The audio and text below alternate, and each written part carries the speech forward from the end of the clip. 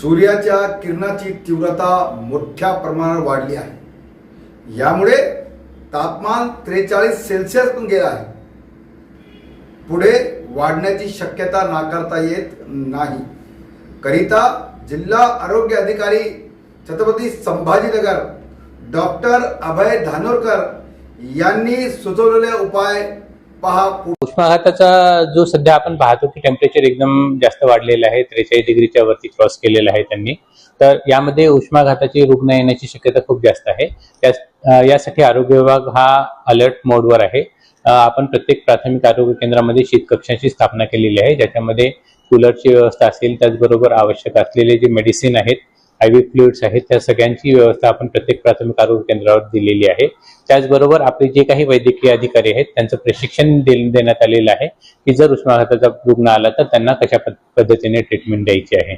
तसंच सध्या जे उष्माघात न होण्यासाठी लोकांनीही काही काळजी घेणं आवश्यक आहे। यासाठी आपल्या आरोग्य विभागातर्फे एक ॲडव्हायझरी जाहीर करण्यात आलेली आहे। त्याच्यामध्ये शक्यतो 12 ते 4च्या दरम्यान उन्हामध्ये लोकांनी काम करणं टाळायचं आहे।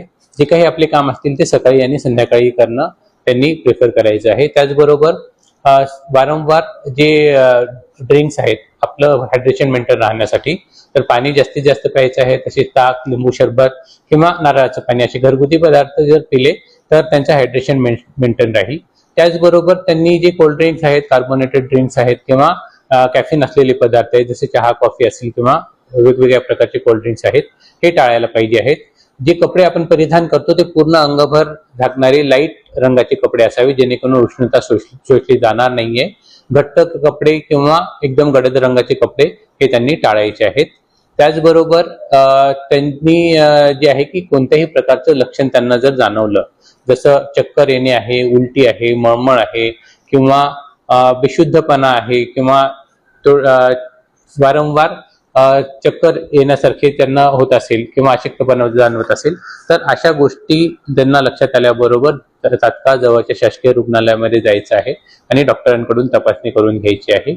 आणि जर त्यांना उष्माघाताचा धोका वाढला असेल तर त्या पद्धतीने त्यांनी उपचार करून घ्यायचे आहे। आपल्या जिल्ह्यामध्ये उष्माघाताचे रुग्ण आढळले का? कसे काही लक्षणं दिसतात? उष्माघातामध्ये सध्या हीट एक्झॉशन म्हणजे त्यामुळे जसं थोडीशी ताप येणे आहे किंवा मळमळ होणं आहे किंवा अस्वस्थ होणं आहे, अशा पद्धतीचे रुग्ण आता यायला लागले आहेत। परंतु हीट स्ट्रोकचा रुग्ण आपल्याकडे अजून कोणताही आढळून आलेला नाही आहे किंवा उष्माघातामुळे मृत्यू आतापर्यंत या जिल्ह्यामध्ये झालेला नाही आहे।